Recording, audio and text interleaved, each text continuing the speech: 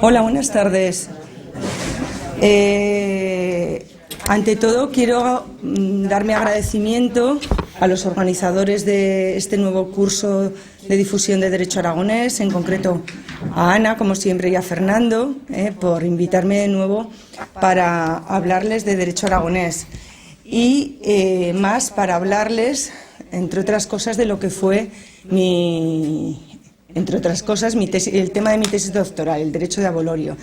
En esta intervención yo les voy a hablar de lo que es el derecho patrimonial aragonés y en concreto me voy a centrar en dos instituciones. Por un lado, el derecho de abolorio y por otro lado les voy a hablar, lo que nos dé tiempo, del régimen en materia de servidumbres. En concreto, digamos, de lo que es más peculiar, lo que es más singular.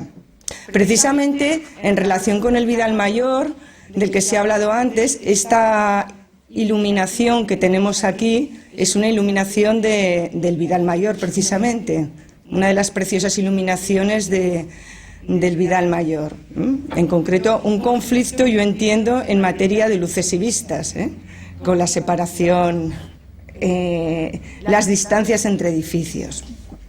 Bueno, empezando por el derecho de abolorio, que no de avalorio por los colgantes que llevo, las pulseras, el derecho de abolorio de los abuelos, comentarles que es un derecho familiar de adquisición preferente que rige actualmente no solo en Aragón, sino en otros ordenamientos civiles territoriales. En concreto, son instituciones similares al derecho de abolorio, a nuestro derecho de abolorio de la Saca, el retracto gentilicio navarro, el derecho de Saca vizcaína y el derecho catalán de tornería. El derecho catalán de tornería que solo rige en el Valle de Arán. También comentarles que esta figura es una institución que está estrechamente vinculada con la tradición jurídica aragonesa porque rige en nuestro territorio desde el fuero de Jaca, ha ido sobreviviendo en el tiempo hasta el código vigente. Es una figura que hemos ido, digamos, arrastrando desde los orígenes de nuestro derecho y en concreto desde el fuero de Jaca. Comentarles que dentro de las instituciones de la familia, de las instituciones aragonesas, esta institución es una institución de las que contribuyen a la protección del patrimonio familiar. No es una institución al servicio de la casa, pero sí que es cierto que es una institución protectora del patrimonio familiar, es decir, se trata de que los bienes permanezcan en la familia. Concretando más esta idea, el abolorio responde como la sucesión legal, que no intestada, al principio de troncalidad. Entonces, por el principio de troncalidad, los bienes de la rama materna se tienen que quedar en la rama materna y los bienes de la rama paterna se tienen que quedar en la rama paterna. El abolorio responde a este principio en las enajenaciones intervivos, la sucesión troncal responde a este principio en las sucesiones mortis causa. Ya concretando un poco más, vamos a definirlo. Es un derecho que atribuye la ley, en concreto el Código Foral en estos momentos, a determinados parientes que veremos, para adquirir preferentemente bienes de abolorio, bienes procedentes de los abuelos, cuando su dueño pretenda enajenarlos o ya los haya enajenado a un tercero. A partir de ahí, ¿cuál es la naturaleza jurídica del derecho de abolorio? La acabo de mencionar y la precisa el propio Código Foral. Es un derecho de adquisición preferente y en concreto es un derecho de origen legal, en cuanto está reconocido por el Código Foral. Es un derecho de adquisición preferente que funciona en dos fases, como les indico en el esquema. Como tanteo antes de la enajenación, como retracto después de la enajenación. Como tanteo, el derecho de abolorio exige que el dueño de los bienes haya notificado previamente a sus parientes, lógicamente a los parientes legitimados, la intención de enajenar y las condiciones de la enajenación. O sea, para que se funcione como tanteo, hace falta esta notificación previa a los parientes. Como retracto, el abolorio se ejercita una vez realizada la enajenación a favor de un tercero y como regla solamente se puede ejercitar como retracto en caso de lo que yo califico de vulneración del tanteo, es decir, solo de modo subsidiario. Yo no puedo ejercitar el tanteo y cumulativamente luego ejercitar el retracto, es decir, en principio o ejercito el tanteo y si se ha vulnerado el tanteo será cuando ejercite el retracto. En concreto, cuando se entiende que hay vulneración del tanteo y por tanto yo puedo ejercitar el retracto. Pues bien, cuando el bien de abolorio se haya enajenado a un tercero durante el plazo del tanteo, es decir, sin respetar el plazo del tanteo, o bien sin notificación previa a los parientes, que es lo más habitual, o bien con notificación previa a los parientes pero incompleta, es decir, no se han especificado las condiciones de la enajenación, o bien con notificación no fehaciente, por ejemplo, llamada de teléfono, o bien en condiciones distintas a las notificadas, es decir, yo notifico a los parientes que voy a vender por X y vendo por Y. En todos estos supuestos en que ha habido vulneración del tanteo, va a ser posible el ejercicio del abolorio como retracto ya hecha la enajenación, ya después de la enajenación a un tercero, repito, y por tanto de modo subsidiario. Hay un caso, no obstante, excepcional que introdujo la nueva Ley de Derecho Patrimonial en que se puede ejercitar el abolorio como retracto, es decir, después de la enajenación, aunque no haya habido vulneración del tanteo. ¿Cuándo sucede esto? Esto sucede cuando los parientes han sido notificados previamente de la intención de enajenar, no ejercitan el tanteo en aquel momento y el dueño de los bienes deja pasar un año para enajenar sus bienes. Bueno, pues transcurrido ese año, digamos que caduca la notificación previa y los parientes, aunque no ejercitaron el tanteo, y por tanto no hay propiamente vulneración del tanteo, van a poder ejercitar el retracto. Porque, repito, en este caso lo que ha pasado es que el pariente ha notificado previamente y ha tardado más de un año en enajenar. Bueno, pues entonces en este caso se entiende que caduca su notificación previa a los parientes y que aunque no hay vulneración del tanteo, pueden engancharse y ejercitar el retracto. Vamos, que este es un caso excepcional. Bueno, ¿quiénes tienen derecho de abolorio? En la nueva regulación que proviene de la Ley de Derecho Civil Patrimonial son titulares del abolorio. En primer lugar, y como había sido siempre, o por lo menos desde la compilación, los parientes colaterales hasta el cuarto grado por la línea de los bienes. ¿Por qué? Porque, como hemos dicho, el abolorio responde al principio de troncalidad. Entonces, los parientes tienen que ser siempre de la línea de los bienes. Si se vende un bien de la rama materna, los parientes de la rama materna. Bien de la rama paterna, parientes de la rama paterna. Pero junto a los colaterales, en la nueva Ley de Derecho Patrimonial se introdujo novedosamente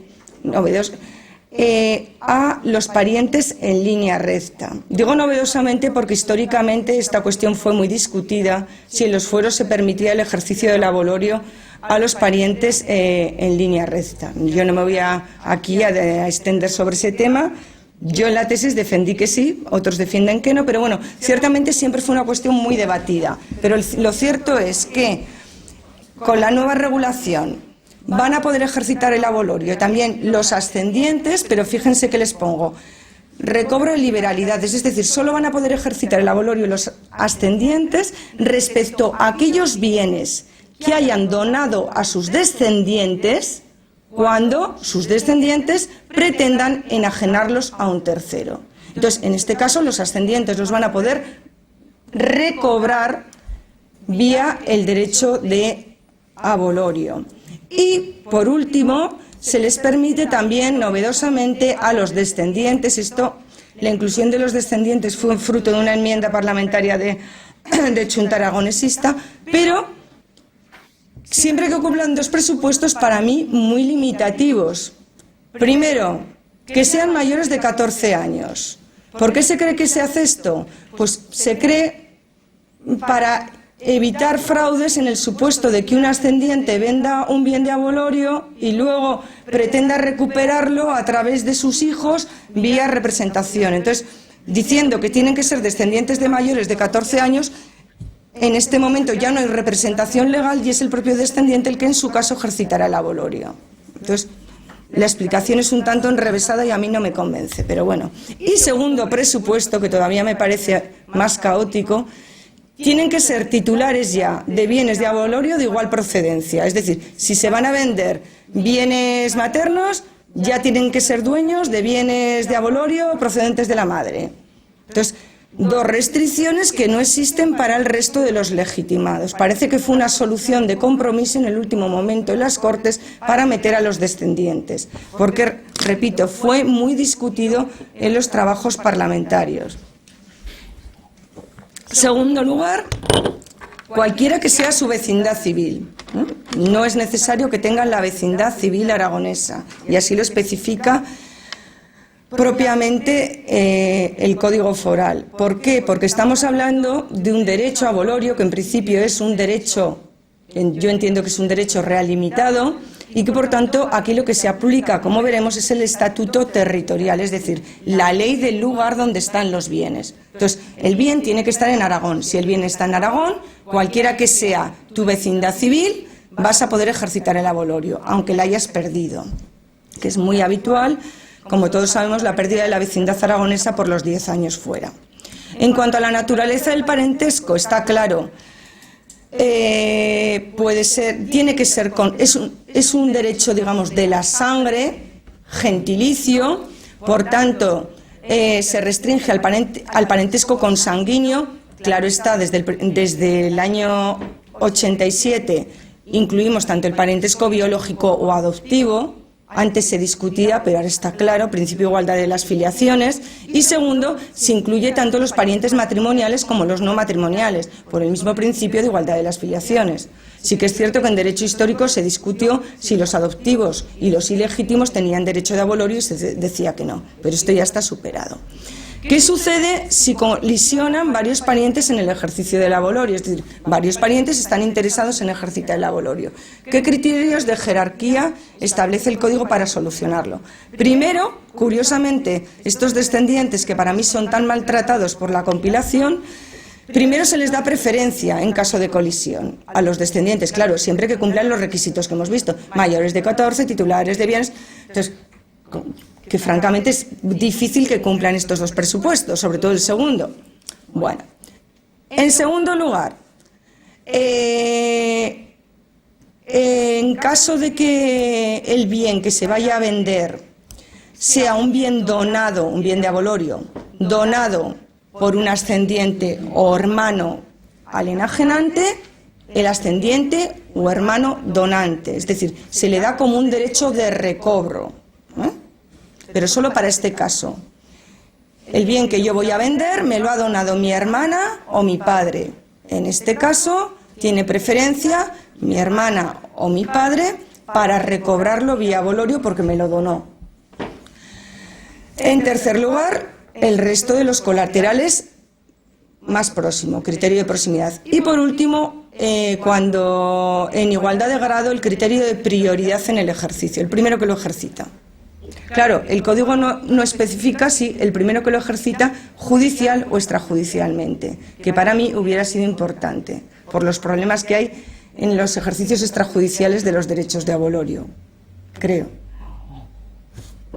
Sobre todo leyendo la jurisprudencia del Supremo. Bueno, ¿contra quién se puede ejercitar el abolorio? ¿Contra quién lo ejercitamos? ¿Quién es el legitimado pasivo? ¿Contra quién me dirijo? Bueno, pues contra el dueño actual de los bienes.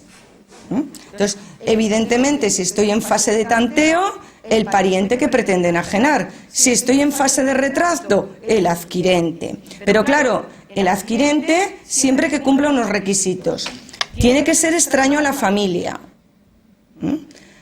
Y por tanto, aquí vamos a incluir los parientes afines. Léase, si yo vendo un bien de abolorio a mi suegro, a todos los efectos, mi suegro es extraño a la familia y por tanto mis familiares pueden ejercitar el derecho de abolorio, por mucho que mi suegro diga que es pariente mío. Bueno.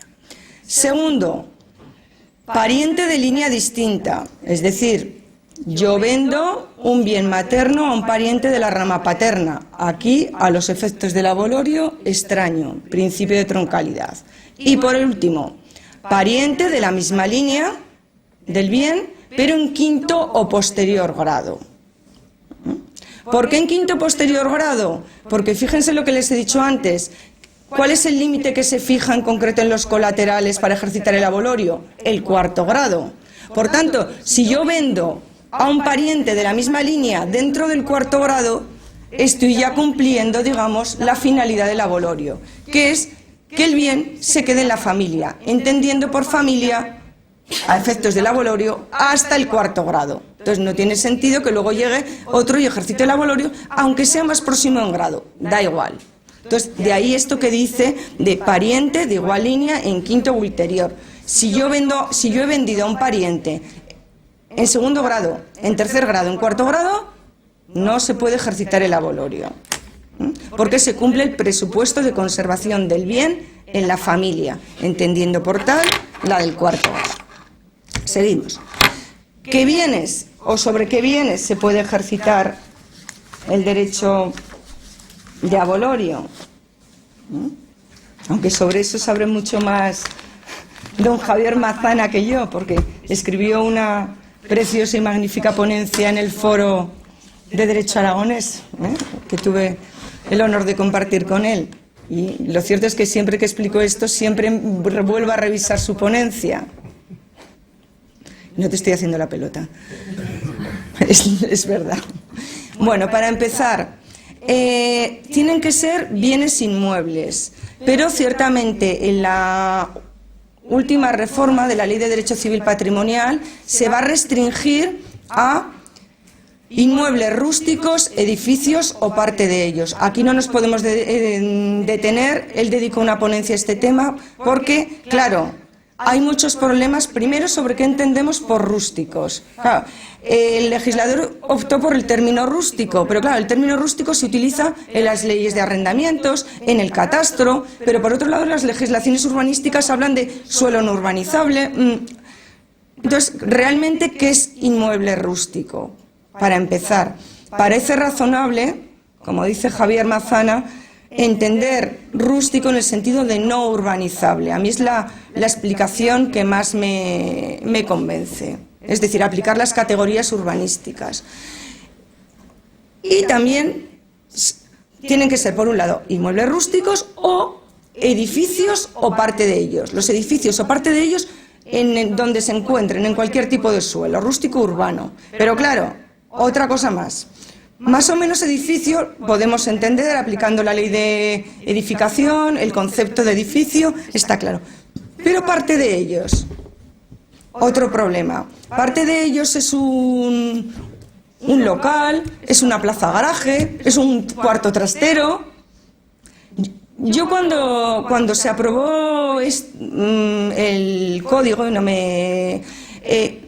yo, por lo que leí, creí entender, aquí lo que se estaba pensando en una casa de pueblo, que en un momento dado pertenece a toda la familia y se divide en propiedad horizontal. Entonces, que es muy habitual, las casas familiares que se dividan en propiedad horizontal entre los diferentes herederos. Entonces, parece que el legislador o los que prepararon, que fue la comisión, esta expresión, estaban pensando por ahí, pero claro, no se dieron cuenta de las consecuencias que podía tener, porque claro, al meterlo de parte de ellos, es que vuelvo a decir, ¿qué pasa? ¿Un trastero es también ejército del abolorio? Muy problemático. Segundo requisito, tienen que ser bienes de abolorio, es decir, tienen que ser bienes familiares, tienen que ser bienes que hayan entrado en la familia, en la generación de los abuelos y que hayan permanecido en la familia en las dos generaciones anteriores a la de aquel que pretende enajenar o ya ha enajenado el bien. Son dos requisitos: entrada en la familia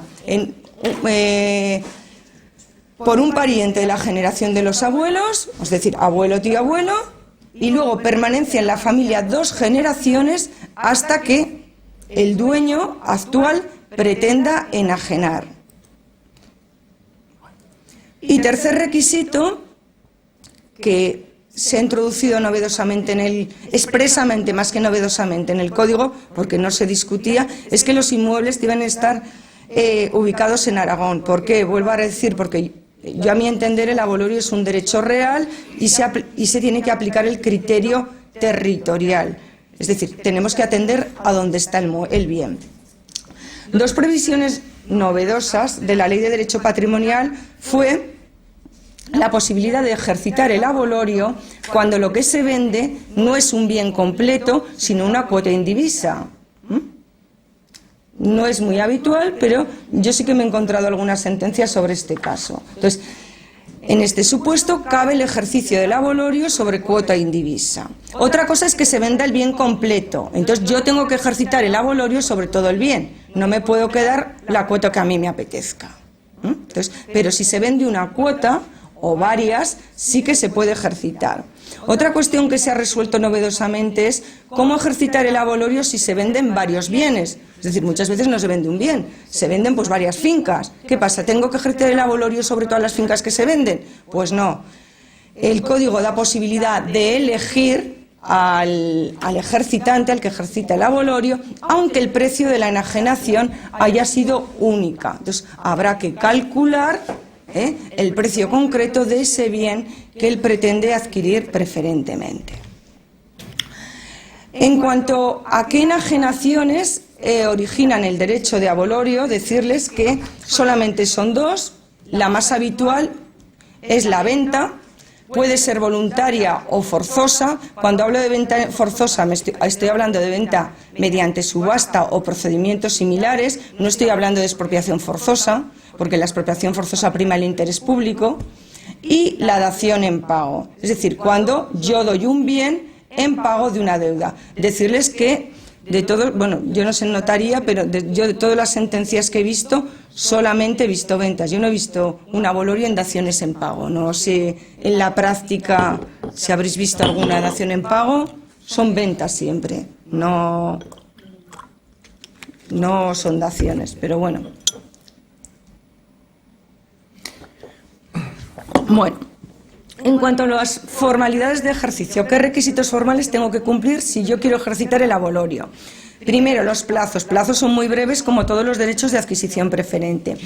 El Código ha clarificado que son plazos de naturaleza civil y que son plazos de caducidad, no de prescripción. Por tanto, no admiten ningún tipo de interrupción.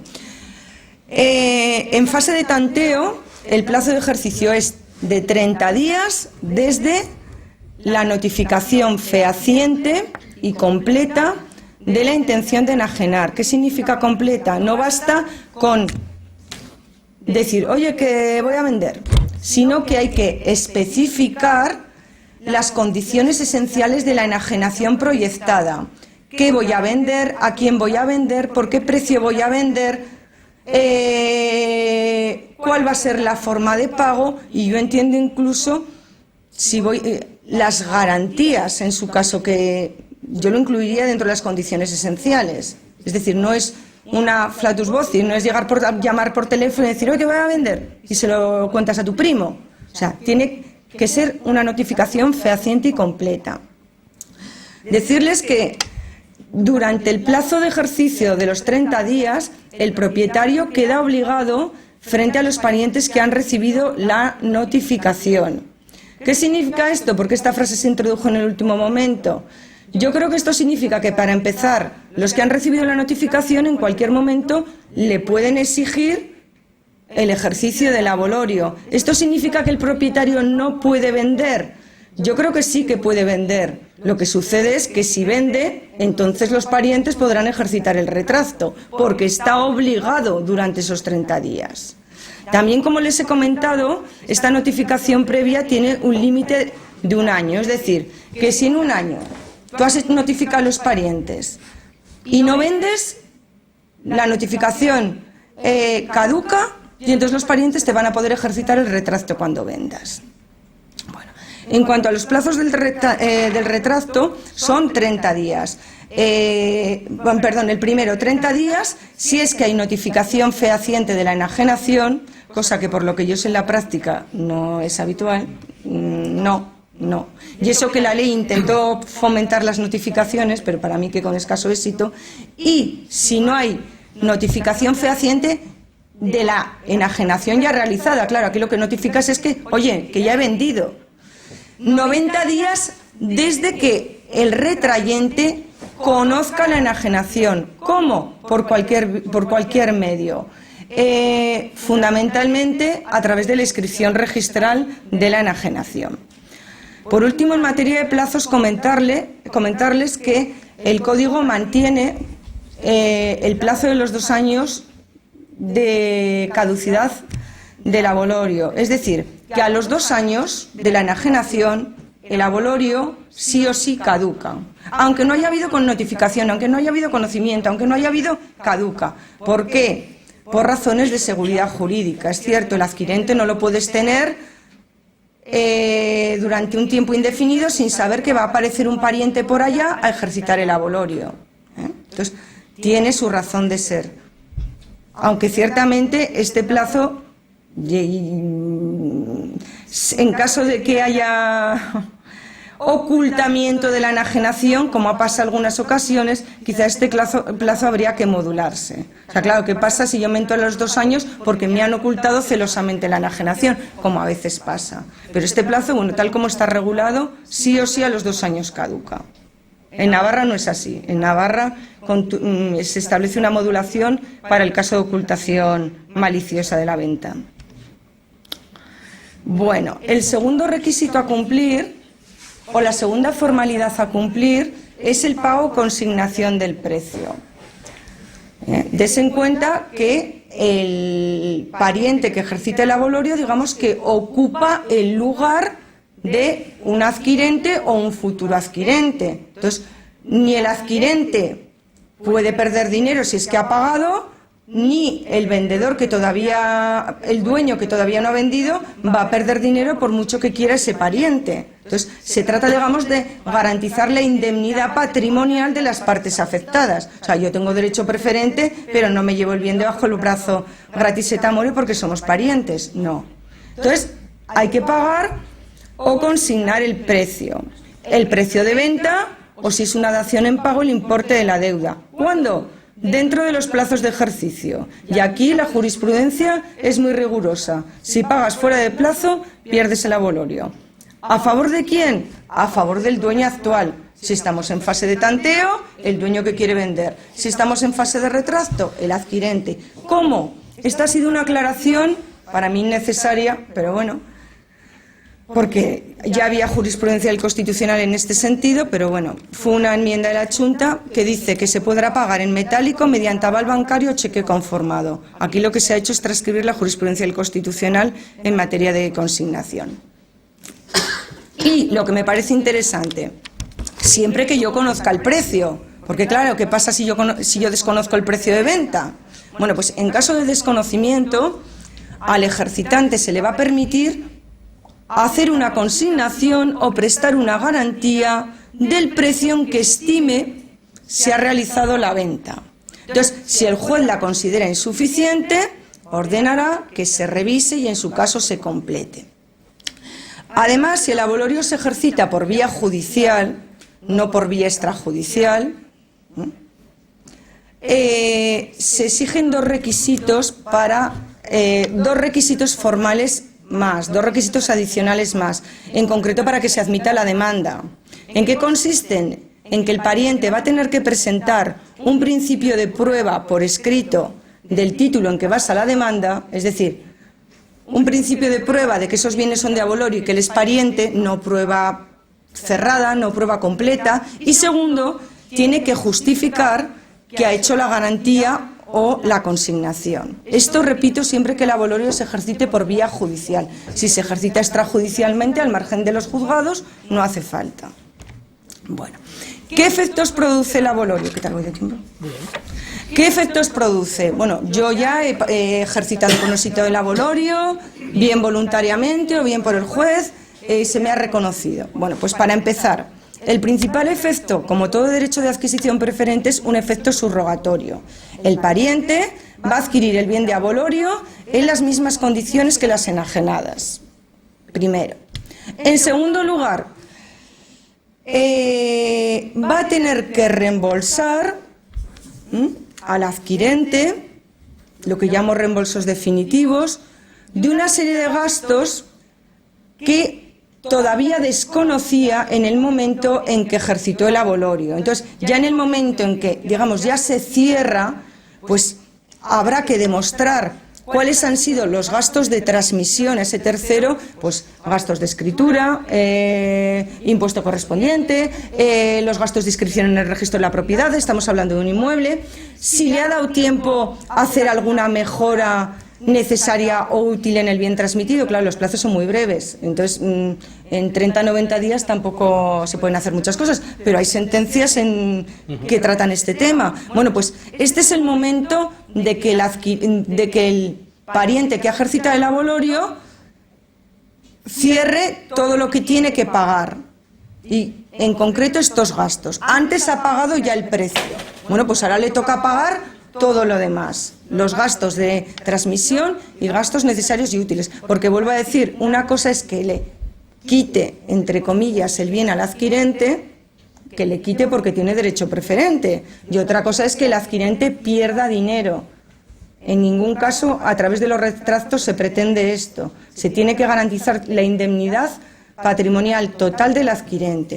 Y por último, este es un efecto propio del abolorio. El pariente que adquiera por abolorio durante 5 años no va a poder enajenar el bien adquirido vía el derecho de abolorio. Te dice la ley, porque esto ha cambiado, por acto voluntario inter vivos. Es decir, tú vas a poder disponer de él mortis causa, pero no por actos inter vivos. Y además te dice por acto voluntario. Esto significa que, sin embargo, sí que te lo van a poder embargar. Esto fue una matización que se introdujo en la Ley de Derecho Patrimonial, que antes no estaba. Entonces, lo que no vas a poder disponer voluntariamente inter vivos, que no mortis causa, durante 5 años. ¿Por qué? Para preservar la finalidad del abolorio, para que el pariente no lo ejercite con una intención meramente especulativa, es decir, lo compro ahora un suelo rústico y a los 2 días sé que se va a convertir en suelo urbanizable, doy el pelotazo y lo vuelvo a vender. Entonces, por eso se le pone la prohibición de los 5 años.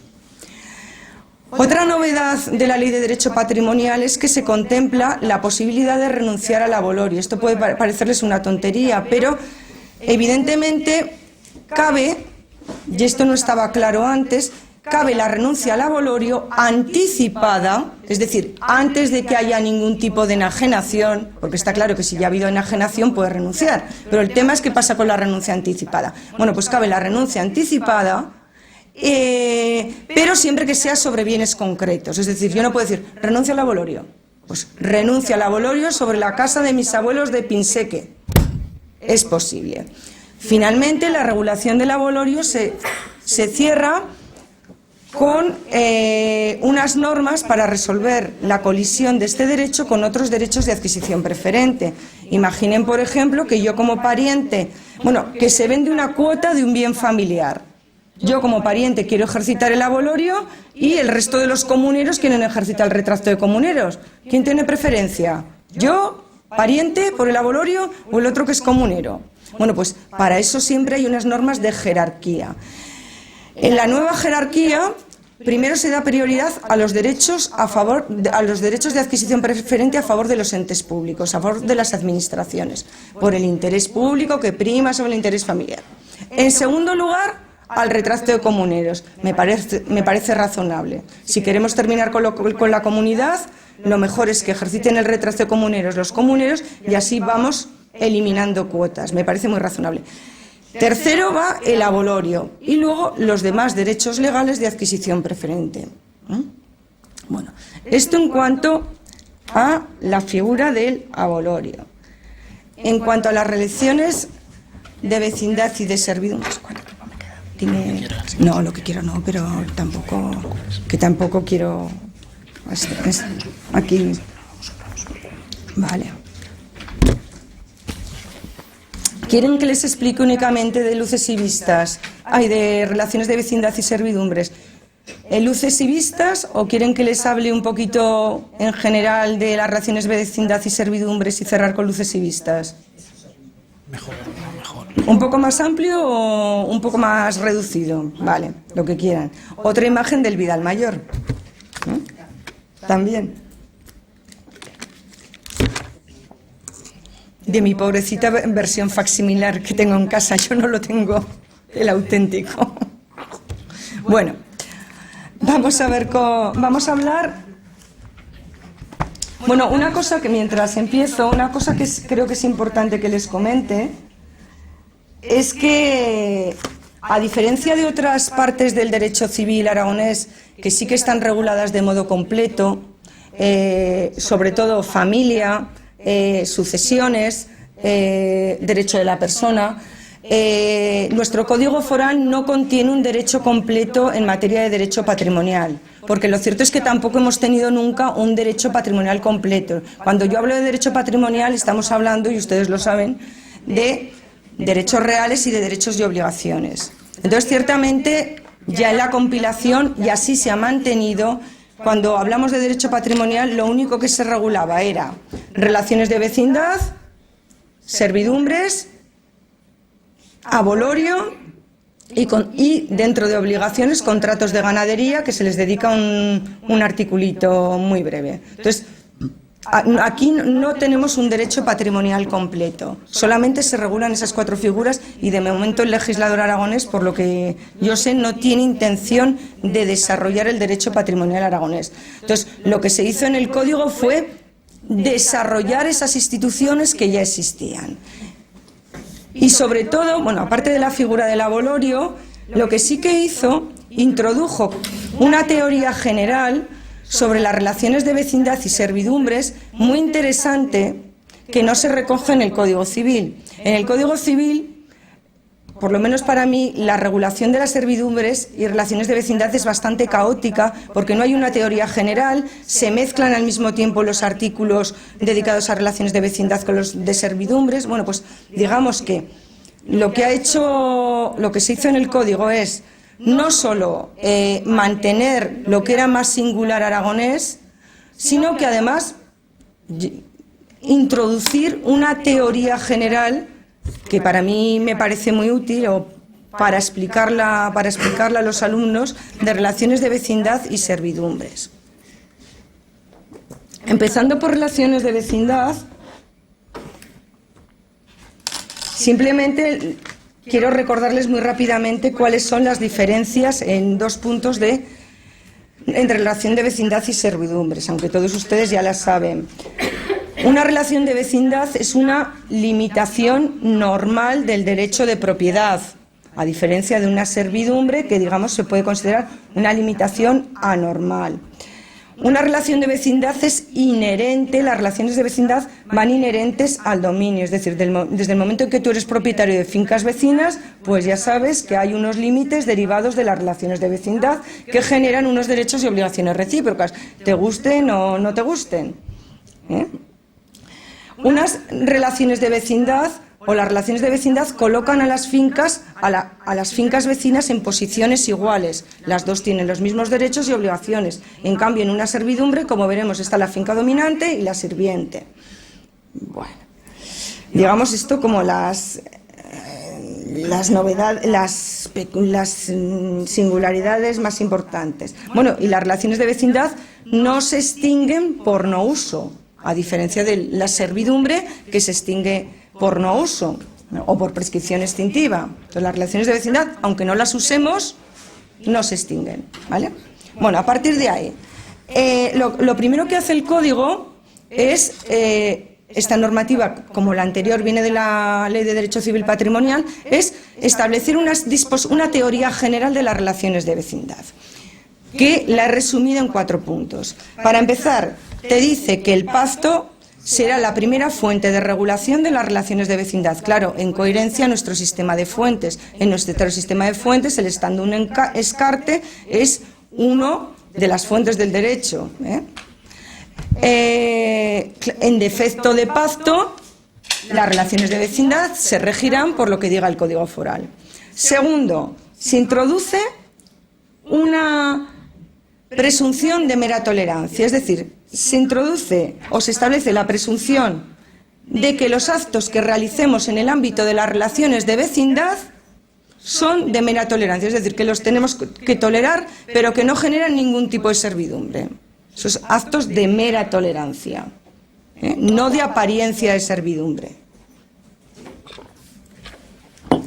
También, importante, se clarifica que a los efectos de las relaciones de vecindad el vecino no es el dueño de una finca, sino también el titular de cualquier derecho real o personal de disfrute sobre una finca, un arrendatario, un usufructuario.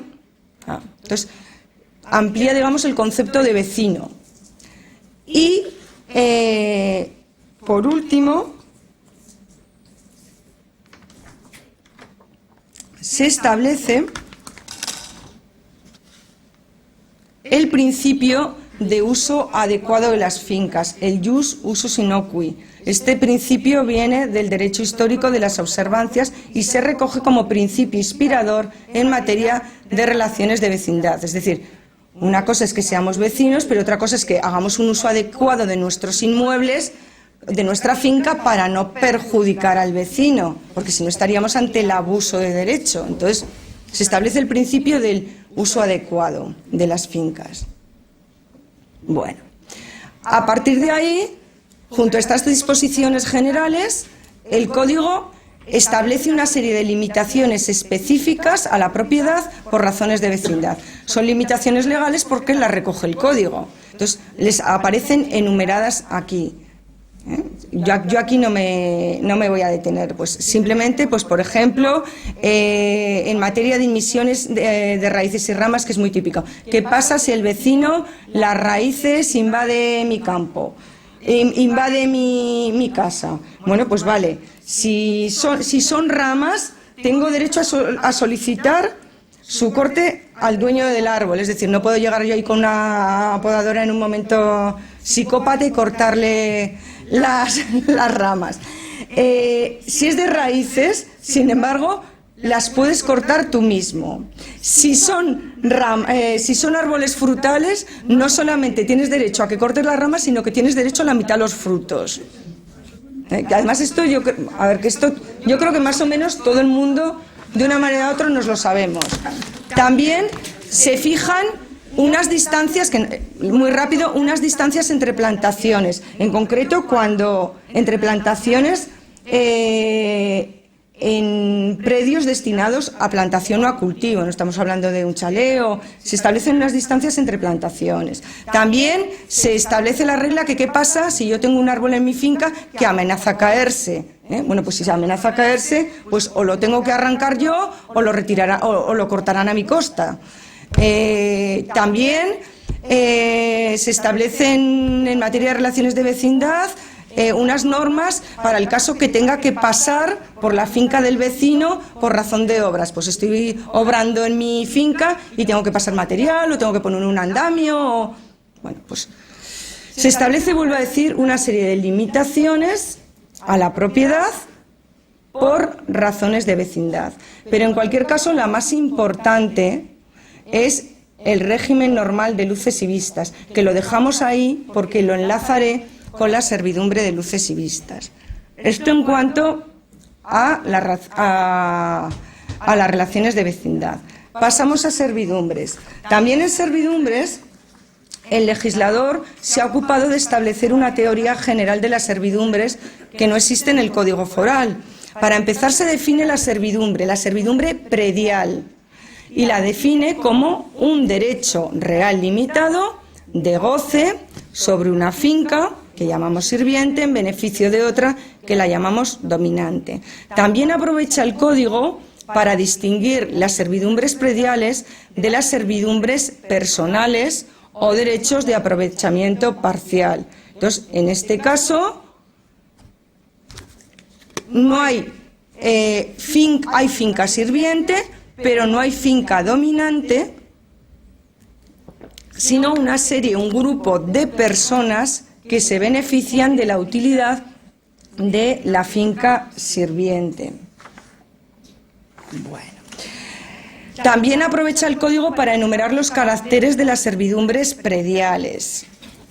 Entonces, te dice que pueden ser unilaterales o recíprocas. Un momento.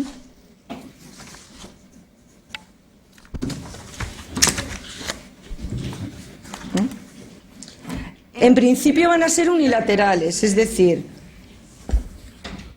una finca ajena, que es la finca sirviente, una finca ajena que es la finca sirviente, está obligada a soportar el gravamen de la servidumbre.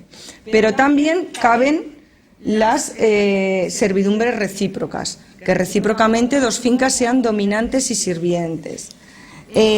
Otra de las características de las servidumbres es la utilidad. En todo caso, la finca sirviente tiene que reportar una utilidad a la finca dominante. Otra característica de las servidumbres es la inseparabilidad. De las servidumbres prediales, son inseparables de la finca dominante. Es decir, el dueño de la finca dominante puede cambiar, pero la servidumbre sigue ahí y el que en cada momento sea dueño de la finca dominante tendrá la servidumbre. Porque son prediales, van unidas a las fincas. Otra característica es, en principio, la permanencia. Son permanentes, aunque sí que es cierto que se pueden constituir bajo término, fijando un plazo, o bajo condición. Otra cuestión que regula el Código Foral es las clases de servidumbres. Establece una clasificación. Aquí únicamente me voy a centrar en la primera, en la que distingue entre servidumbres aparentes y no aparentes, porque es la clasificación más importante y la que mayores consecuencias tiene, sobre todo en materia de luces y vistas. ¿Qué es una servidumbre aparente? Viene definida por el Código. Es aquella que se anuncia por signos exteriores, visibles, materiales y permanentes, que revelan el uso de la misma. Bueno, pues se anuncia por signos materiales, es decir, ¿qué entendemos por signos materiales? Aquellos que sean una manifestación de la realidad. Por ejemplo, aunque hay discusiones sobre esto, el camino en una servidumbre de paso. Entonces, no basta un signo simbólico, un anuncio, un cartel con un dibujo de un camino, sino que tiene que estar el signo material que exteriorice la existencia de la servidumbre. También se dice que deben ser signos objetivos, es decir, que por sí mismos revelen de ante qué servidumbre estamos. Es decir, si vemos un camino, pues hombre, servidumbre de paso. Pongo el ejemplo más sencillo. Debe ser un signo permanente, No son signos aparentes, por ejemplo, la colocación de un andamio, porque esto es un signo, sería meramente provisional. Tienen que ser signos permanentes. Y, vuelvo a decir, tienen que revelar el contenido de la servidumbre. O sea, que tú veas el signo y digas, esta servidumbre es de lo que sea. Bueno. Entonces, esta es la clasificación más importante de las servidumbres. Bueno. ¿Sigo con las disposiciones generales o paso a luces y vistas? ¿Qué quieren que siga? ¿Acabo esto? Vale, no, es que por no aburrir, porque esto es muy denso. Bueno, pues sí, no te detengas tanto si quieres. Vale, venga. Vale. Bueno, voy a hablar un momento de cómo se constituyen las servidumbres. Esto sí que es interesante. Los modos de constitución de las servidumbres, eso vamos, sí que lo voy a mencionar. ¿Cómo se pueden constituir? Se pueden constituir en primer lugar en virtud de título, es decir, en virtud de un negocio jurídico en el que los titulares de la finca dominante y sirviente se ponen de acuerdo en constituir la servidumbre. Otra modalidad de constitución, la constitución legal o forzosa. No significa que sea la ley, que es la ley la que constituye la servidumbre. Significa que la ley da derecho a una finca, a una determinada finca o al propietario de una determinada finca a reclamar la constitución de la servidumbre. Entonces, cuando hablamos de servidumbre forzosa, no es que la ley automáticamente te la reconozca, sino que te da derecho a constituirla. Por signo aparente la vamos a dejar, que es muy complicada y además vamos, que yo sepa, no suele darse. La usucapión, efectivamente, es el modo más habitual de las servidumbres, de constitución de las servidumbres. Constitución por usucapión, es decir, cuando adquieres esto lo han estudiado, adquieres la servidumbre por el uso continuado de la servidumbre durante un cierto plazo, que es 10 años entre presentes y 20 entre ausentes. 20 entre ausentes entendiendo por tal, aplicando las normas del Código Civil, que ausencia en el extranjero, es decir, no estamos hablando de que yo viva en Calatayud y el dueño de la finca viva en Zaragoza. Ausencia se está entendiendo en el sentido de que el dueño de la finca que se está, digamos, usucapiendo la servidumbre esté viviendo en el extranjero y no se entere. Entonces, usucapión supone el ejercicio continuado, ininterrumpido de esa servidumbre que realmente no existe durante un plazo, que repito, simplificando mucho, 10 entre presentes y 20 entre ausentes, aunque también es cierto que el Código contempla la famosa posesión inmemorial, la posibilidad de adquirir las servidumbres por la posesión inmemorial. ¿Tiene plazo la posesión inmemorial? No hay plazo. Desde el momento en que se pierde la memoria, se hablan de 50 años, pero no hay un plazo de posesión inmemorial. Bueno, esta sería la forma más habitual, creo yo, que de constitución de servidumbre. Sí. Bueno, fíjense, seguimos con las disposiciones generales, extinciones, eso lo tienen todo en el PowerPoint. Aquí sí que me voy a detener un momento. Después de las disposiciones generales, el Código contempla específicamente una serie de servidumbres, que aquí me limito a enumerar: luces y vistas, 2 servidumbres forzosas que se han introducido novedosamente, paso y acceso a red general, y dentro de un totum revolutum que se llama derecho de pastos y adempríos, aquí se incluye una serie de servidumbres, derechos de pastos, comunidades de pastos, la lera foral, los adempríos, comunidades de pastos, en los que no me voy a detener, aunque ciertamente de gran tradición en derecho aragonés. De hecho, la lera foral, que es una servidumbre de pastos, existe en Aragón desde el fuero de Jaca, o sea, desde el fuero breve de Jaca, 1077. Pero creo que lo mejor es centrarme en el régimen normal y servidumbre de luces y vistas en Aragón. En cuanto al régimen normal de luces y vistas, aquí estaríamos todavía en el plano de relaciones de vecindad. No estaríamos en el plano de las servidumbres. Estamos en el plano de los límites de la propiedad derivado de la vecindad. Somos vecinos. Bueno, entonces, ¿qué sucede?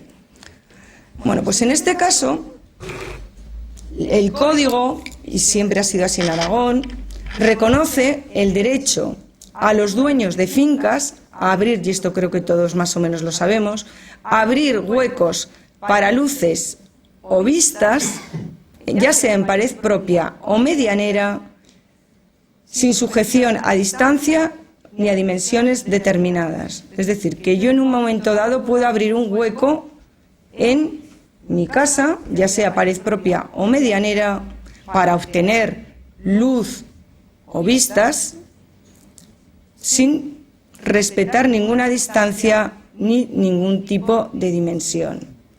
Ahora bien, claro, esto tiene unos límites. Si los huecos los abro en pared propia, el hueco tiene que carecer de ventanas u otros voladizos. Y además tiene que llevar protección, ya sea reja de hierro y red de alambre, que eso lo vemos constantemente por ahí. Si nos fijamos muchas veces en las ventanas, en pueblos, en ciudades, vemos la reja y la red. Eso no es por que sea ornamental, sino porque es una limitación a la propiedad. O protección similar. ¿Qué se entiende por protección similar? Pues la jurisprudencia, por ejemplo, lo ha equiparado ¿cómo se llaman? Los ladrillos estos traslúcidos, me parece que son. Sí. El pavés, exactamente.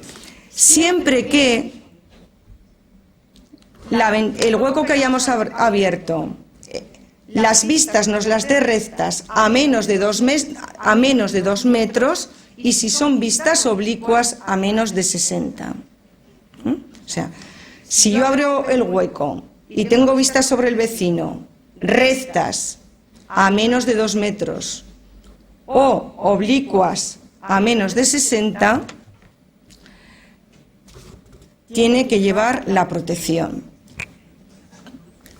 En huecos abiertos en pared medianera, pues lo que tengo que hacer, claro, si la pared es medianera y la estoy compartiendo con el vecino, pues por encima del punto común de elevación, es decir, no meterle una ventana dentro de su casa. O sea, porque claro, si la pared medianera, puedes aparecer con una ventana en el cuarto estar del vecino. No. Bueno. Estamos, repito, en el régimen normal de luces y vistas, de relaciones de vecindad. Es decir, yo con mi vecino, ¿puedo abrir huecos? ¿Puedo abrir? Bueno, pues sí que los puedo abrir con estos límites. Pero claro, el propietario de la finca vecina tiene unos derechos al mismo tiempo. Tiene primero el derecho a edificar o construir en su finca sin sujetarse a distancia alguna, y entonces te puede tapar los huecos abiertos. Claro, yo los puedo abrir, pero a mí me los pueden cerrar. Pero claro, sí que te dice que los puedes cerrar siempre que no sea abusivo, que haya algún tipo de justa causa, que justifiques la construcción. O sea, no cerrar porque, mira, tú me lo has abierto, pues yo te lo cierro y te aguantas. No. Salvo que, claro, se haya constituido la servidumbre de luces y vistas, porque si se la ha constituido, que lo veremos luego, pues ya no le puedes tapar los huecos.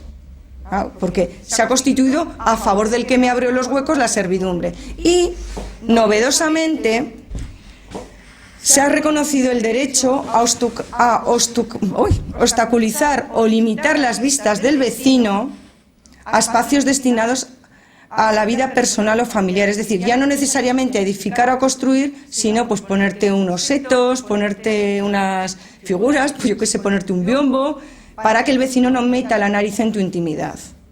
Entonces, no solamente se permite tapar o obstruir huecos, sino también limitar las vistas en aras de, porque además hay jurisprudencia en este sentido, del derecho a la intimidad familiar y personal. Bueno, esto en cuanto a las relaciones de vecindad y en concreto en materia de luces y vistas. ¿Qué puedo hacer yo y qué puede hacer el vecino? Pues yo puedo abrir, el otro me puede tapar. Bueno, servidumbre de luces y vistas. La servidumbre de luces y vistas se puede constituir por usucapión. Olviden lo de signo aparente. Se puede constituir por usucapión, es decir, por el uso continuado, por el ejercicio continuado de la servidumbre, 10 años entre presentes o 20 entre ausentes. Siempre que, claro, la servidumbre de luces y vistas sea aparente. De ahí la importancia que les he dicho antes de la clasificación entre aparentes y no. Y aquí el código clarifica lo que se puede considerar signo aparente y lo que no es signo aparente. ¿Qué es signo aparente? Los voladizos sobre finca ajena. Claro, aquí la jurisprudencia, pues ya lo podemos comentar, sí que ha clarificado que se entiende por voladizo. Y no es signo aparente de servidumbre la falta de protección, es decir, que yo haya abierto la ventana y no le ponga la reja o la red, o los voladices sobre mi propia finca. O sea, los voladizos tienen que ir sobre la finca ajena. Aunque realmente yo no los tendría que haber abierto, porque tendría que respetar las distancias, Si los abro y pasan los plazos de la usucapión y el otro no dice nada, pues al final el otro, el vecino, se va a tener, digamos, que comer la servidumbre de luces y vistas. Entonces, ¿qué va a pasar a partir de ahí? Pues que yo, mi hueco, voy a tener derecho a mi hueco para las luces y vistas y el otro va a tener prohibido construir, creo recordar, a menos de 3 metros, ¿no? Me parece que son 3 metros. Efectivamente, o sea, ya no me puede tapar mi hueco. Y no solamente no me lo puede tapar, sino que no me puede construir a menos de 3 metros. Sí se constituye la servidumbre, ¿de acuerdo? Bueno, pues con esto termino. Gracias por su atención y espero no haber sido demasiado densa con el tema.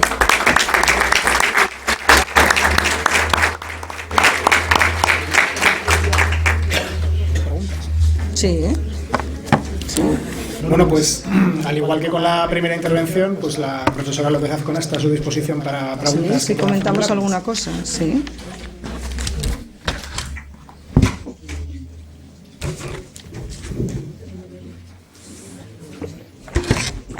El abolorio daba mucho juego. Sí, hola, buenas tardes. En el caso de una comunidad de vecinos, si hay un pequeño local que un vecino se lo apropia, pero en el estatuto de la comunidad viene recogido todo eso, aunque pasen los años, prescribe y se adueña el vecino, o eso es imprescriptible de esos. No sé si me he explicado. Sería usucapión, ¿no? Claro, es que sería usucapión. A ver, lo que estamos hablando no es... No tiene nada que ver con esto, pero da igual. Pero... Está hablando de un local, de una propiedad horizontal, ¿no? Que la ocupa un vecino y deja sus cosas allá. ¿Qué pasa? Y ya se adueña de esa propiedad. Sí, no contestó usucapión. Pues entonces, en este caso, si la comunidad no actúa y no interrumpe la posesión, usucapión, adquisición por usucapión, pero con los plazos del Código Civil. Eso es, que serían 10 años, ¿cómo es esto? 10 entre presentes y 30, tendrían 30 años si hay mala fe, no, a ver, eso. Buena fe, justo título, ¿no? Exacto. Bueno, en este caso sí. serían 30 años de posesión al final. Y claro, eso tendría que hacerse valer judicialmente, ¿eh? Claro. O sea, la usucapión no la puede declarar uno mismo. Tiene que un juez concedérsela. Y hombre, la usucapión también en términos prácticos en un edificio en propiedad horizontal, donde lo lógico es que las personas contra las que estás usucapiendo están allí mismo viviendo contigo, también sería complicada, ¿no? Porque ese plazo no es que pasen 30 años, es que ellos son plazos de prescripción, o sea, los perjudicados por esa usucapión pueden decir, oye, interrumpo esta prescripción, claro, lo que tienen, no tienes derecho. Claro, lo que tienen que hacer efectivamente es interrumpir la posesión. Hay que interrumpirla. Tendría que ser 30 años sin que nadie lo interrumpa. En este caso es complicado, claro. Porque están allí mismo, ¿no? Si ese uso de ese local está, digamos, prescrito en los estatutos de la comunidad muy claramente, si pasan los 30 años ya se ha perdido ese derecho del 30 años sin que nadie se oponga. Una cosa, ese local es elemento común, me refiero, tal y como están los estatutos es elemento común. Y lo que pasa es que un señor lo está usando a título individual. Es un patio de luces que uno se ha adueñado de él. El primero se ha adueñado de él. Vale, bueno, pues en ese... Lo tenía ya su abuela y ahora lo tiene él. Bueno, también habría que ver en la escritura de constitución si es de uso común, si es común de uso privativo. No, pero no parece que sea. No parece que sea común de uso privativo. No. Bueno, pues común de todos. Yo creo que ahí lo que hay que hacer es evitar que pasen 30 años y que la comunidad proteste. Tampoco hace falta protestar ante el juez, con mandarle un burofax a este señor, suficiente, que eso es gratis, como quien dice. No hace falta ir al notario ni ir al juzgado. No, pero con eso tiene que reanudar otros 30 años. Claro. Y luego también hay otra cosa, si lo que está poseyendo privadamente es un patio de luces y salen otras viviendas a ese patio de luces, pueden salir. ¿Tienen ventilación en ese patio de luces, otras viviendas? Bueno, no? Pues es un patio desde abajo, es un patio de luces que está a la puerta abajo. Tú accedes desde abajo, puedes entrar. Bueno, pues yo creo que lo que hay que hacer a este señor es decirle que no tiene derecho a hacerlo, mandarle un burofax, decirle que no tiene derecho y que la comunidad se reserva las acciones. Con eso siempre se le puede reclamar mientras no pasen 30 años. Eso es. Al resto de los centros hay que decirles. Bueno, por supuesto que la invitación a formular preguntas está también especialmente dirigida a los otros centros que nos honran con su presencia. Buenas tardes al resto de los centros. Cualquier duda que quieran preguntarnos, aquí estamos.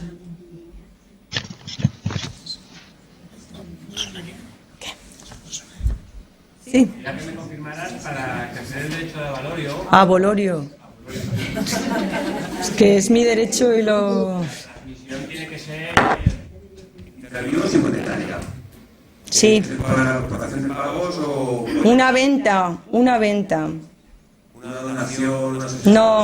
No. Solo en caso de venta. Venta, pero sí, venta tanto voluntaria como mediante subasta. Eso sí. Pero no, en una donación no procede el avolorio, ni en una permuta, ni... no.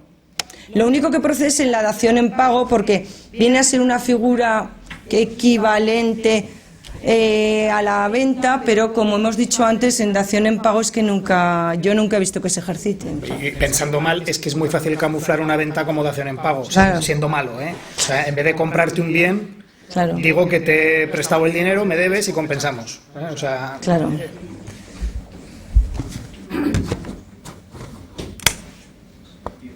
Sí. Otra pregunta. No me ha quedado claro el tema de los inmuebles. Está referido a rústicos, a edificios, entiendo que terrenos urbanos también. No. Con la nueva legislación no. Antes sí, con la compilación sí. Pero para evitar la especulación y porque hubo algún pleito en ese tema, sobre todo en zonas del Pirineo, con tema de solares, se decidió suelo rústico, edificio o partes de ellos. El edificio o parte de ellos es indiferente donde estén ubicados. El suelo es... pero no cabe... Con la nueva ley no cabe precisamente para evitar la especulación. Gracias. Quería preguntar, siguiendo con el derecho de avolorio, los parientes a los que tienes que ejercer un tanteo, ¿cómo determinas a quiénes? Para el derecho de avolorio, ¿sobre qué parientes determinas dentro de todos los que tienen el derecho al tanteo?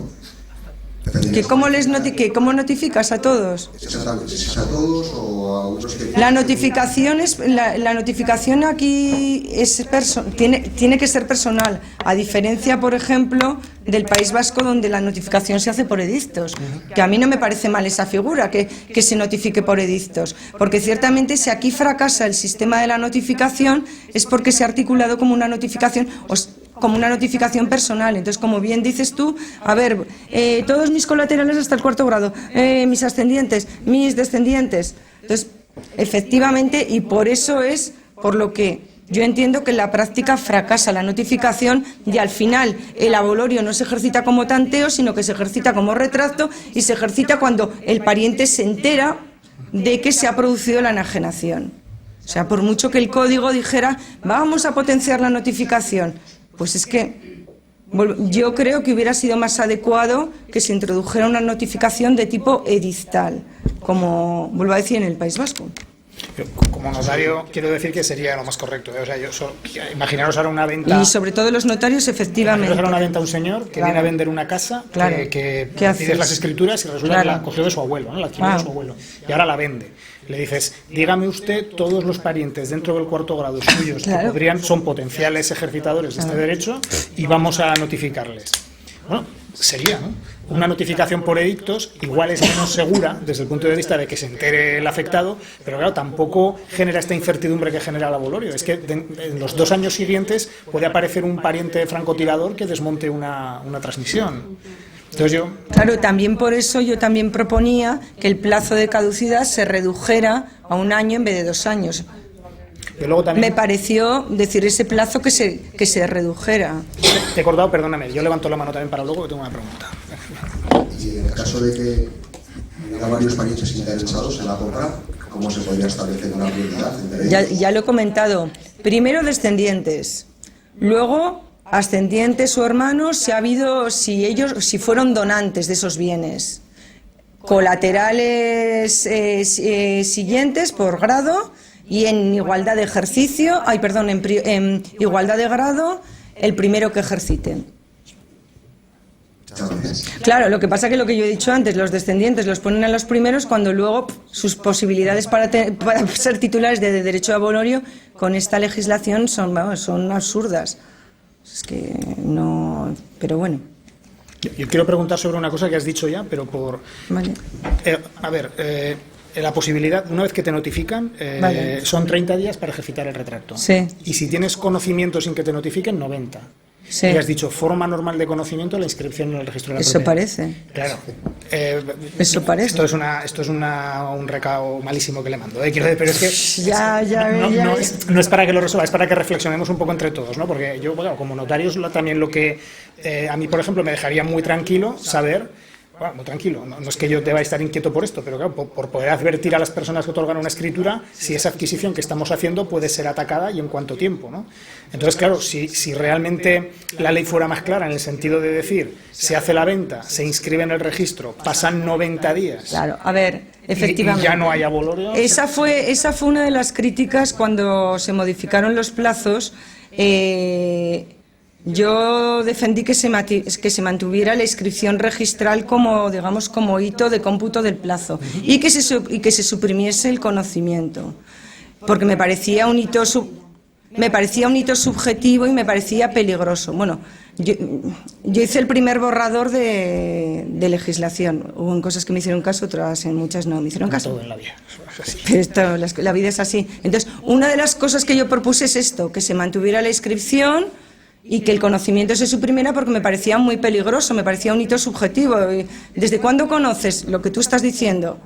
Claro, entonces dio muchas vueltas y incluso en las Cortes siguieron ahí mareando este tema, venga, enmiendas para arriba, para abajo, y al final dejaron el conocimiento y para hacer como una cosa rara, bueno, conocimiento, pero sí, podrá ser a través de la inscripción, ya ahí metieron la inscripción, o por otra vía, no.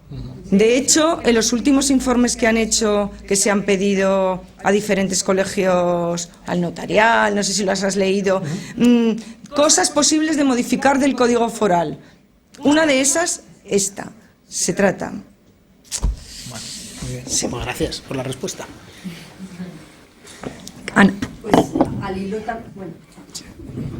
hilo también de este desmenuzamiento que estáis haciendo tan precioso del derecho de abolorio, hay un tema que a mí me ha llamado la atención en cuanto a la renuncia. Sí, que se quepa, sí. Entonces, esa que se puede hacer incluso antes Sí. de saber si se va a enajenar o no se va a enajenar. Sí. ¿Cómo se hace esa renuncia? ¿Hay algún requisito? No, esa es otra cuestión que quedó sin regular. Efectivamente, se propuso que se especificara la forma, que se tal, y no se especificó cómo se tenía que hacer la renuncia, efectivamente. Fue otra de las cosas que quedaron. Sí que se introdujo ese artículo en línea con el Foro Nuevo de Navarra, en línea con la Ley Vasca, que contenía la renuncia de diferentes tipos, y aquí en Aragón se dudaba si se podía o no, pero no se acabó de cerrar el artículo y no se acabó de decir cómo se tenía que hacer la renuncia. No especifica claro. Inseguridad también. Inseguridad. También. Venga, pues me lanzo, que yo tenía una, no quería alargarlo. A ver. También has comentado que no se podía enajenar una vez que has ejercitado el derecho 5 de abolorio, años. no puedes enajenar el bien en 5 años.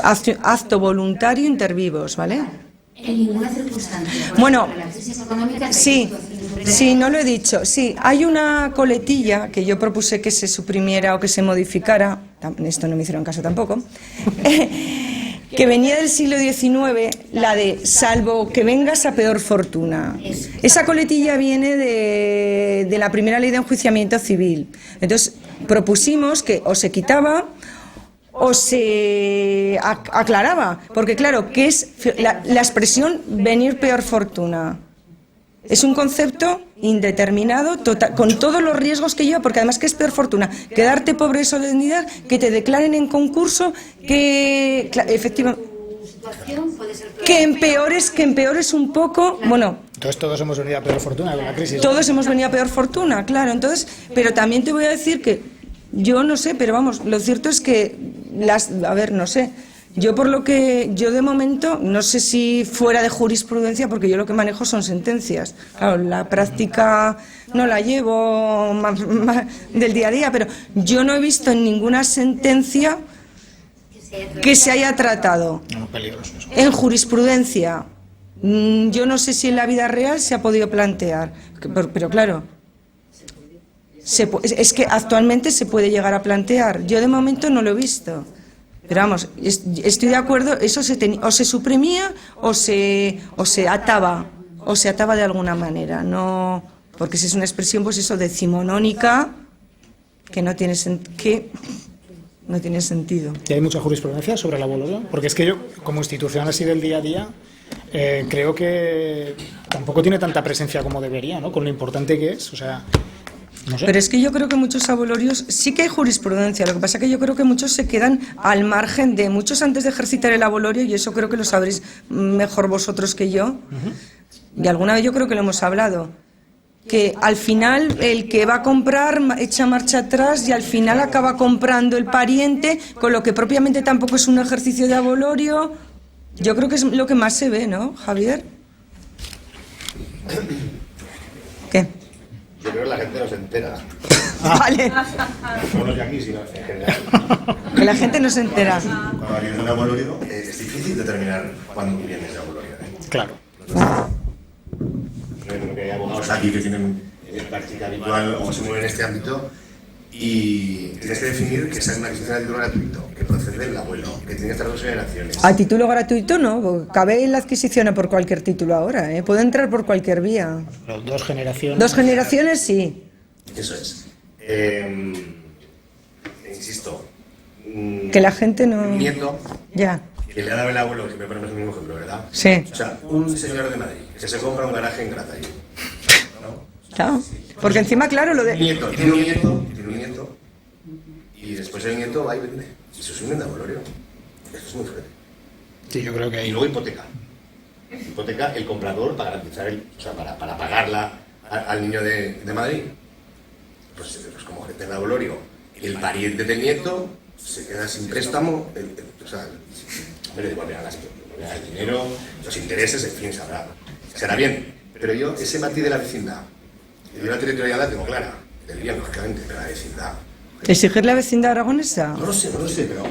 No, pero un vasco en Jaca, ¿no? Que tiene un apartamento. Y es abolorio por todos lados. Claro. Sí, ahí sí. Ahí sí. El de Madrid aquí, un apartamento para golf. Y ya no es que haya 2 generaciones, cuidado, no os equivoquéis, que no son 2 transmisiones. No. Es que adquiere al abuelo y le dona al nieto. Eso es. Ya tienes un abolorio. Y ahí nos hemos pasado de frenada. Bueno, no sé, eso es una opinión. Bueno, y luego también el tema que trataste y de eso que dice que no lo hemos hablado, que permanezcan como tales en la familia. Qué bonito es eso, y yo ahí discrepo totalmente de Javier, porque claro, el tema es la borda heredada de los abuelos, en la que muchos de nosotros pues la transformamos y subimos una altura o la convertimos habitable, deja de ser una borda y se convierte en un chalet, o le ponemos un mirador. ¿Cuántas casas las modificamos? Entonces, ¿qué pasa? Por el hecho de tocar ese como tales tan peligroso. Que la ley dice que para que haya abolorio esos bienes tienen que permanecer 2 generaciones como tales. Entonces, ¿qué pasa? ¿No se puede tocar? Ahí Javier dice que no, se pueden tocar. Yo soy más flexible. Tengo una finca que es de abolorio y hago una granja. Y la pongo en explotación y la vendo. Eso no ha permanecido como tal durante 2 generaciones. Mi abuelo era Diego, un erial, y yo he hecho una granja de tocinos espectacular. Entonces, eso no es abolorio, no sé qué pensáis, pero no es abolorio para nada. Y me viene a retraer un pariente, pues si esto me lo he hecho yo. Vale, pero yo te estoy diciendo, sobre todo, estoy pensando en el tema de la borda. Y de hecho ha habido hubo hace poco una sentencia de Teruel, pues que no era una borda, era otra cosa o no sé qué era, y denegaron el abolorio por ese tema, ¿eh? A mí me pareció muy restrictivo. Porque no había permanecido como porque tal. No había permanecido como tal. Hay una sentencia en ese sentido de Teruel. Pensemos en la concentración parcelaria, que creo que hay muchas. O sea, yo tengo un campo y luego lo ponen en un saco, lo concentran con otros y me dan un campo estupendo. Eso también nadie dice como tal. Pues mira, pues sobre eso sí que hay jurisprudencia diciendo que sigue siendo de abolorio por el principio de subrogación real. Otros respetos. Pues sobre eso... La impronta familiar, que habla el preámbulo de... Sí. Ahí se pierde. Ahí se pierde. ¿Dónde está la impronta? Aquí, en una reorganización de la propiedad, en una transformación del rústico urbana. Que sí. Yo me estoy refiriendo a eso, lo que más me preocupa, pues eso, lo que son las casas queridas de los pueblos, que es que las cambias, o sea, las divides en propiedad, es que a lo largo del tiempo las divides en propiedad horizontal, levantas una altura, pones un mirador, ¿qué? Entonces, ¿qué pasa? ¿Ya no son de abolorio? A mí me parece una visión, vamos, muy inmovilista, no sé. Aunque realmente con lo que dice, con la ley en la mano, pues... Quitamos los pisos locales y los anejos. Bueno, hombre.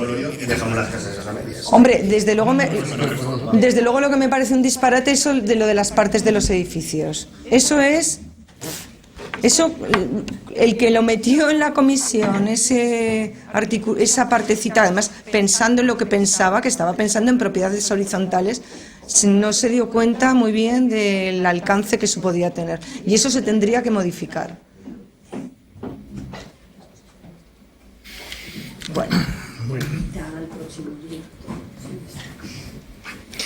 Bueno, pues con esto vamos a dar por concluida la sesión de hoy, jueves 18, y bueno, solo resta invitar a todo el mundo a que asista, pues presencialmente los que estén en el sitio y telemáticamente los demás, a que asistamos a la sesión del próximo jueves 25, que tendrá lugar en Barbastro, y donde también se desarrollarán temas muy importantes. Entonces eso, invitamos a todos a que de una forma u otra continúen y estén presentes en estas sesiones. Y por mi parte yo creo que ya podemos concluir la sesión, agradecer a todos los presentes su intervención, bueno, su presencia primero y su intervención activa también. Y bueno, pues nada, buenas tardes a todos y hasta el próximo jueves.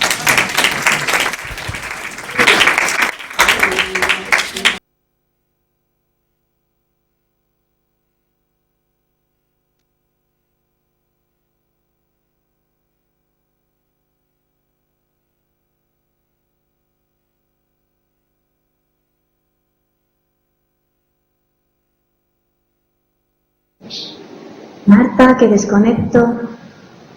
Hasta luego. Adiós. Bueno, ¿qué tal? ¿Qué tal, Verónica? El jueves que viene te vuelvo a ver, ¿vale? Eso, nos vemos. Hasta nos vemos. Besico. Hasta luego. Los dedos por su parte, seguro que con Ana, Aurora, ahora genial. Muy bien. Mira, estamos despidiendo que son nuestras chicas de Caspe y Egea. Muy bien, muy bien. Adiós, chicas. Hasta luego, Marta. Adiós. Bueno, vamos a por nuestra... Hoy Aurora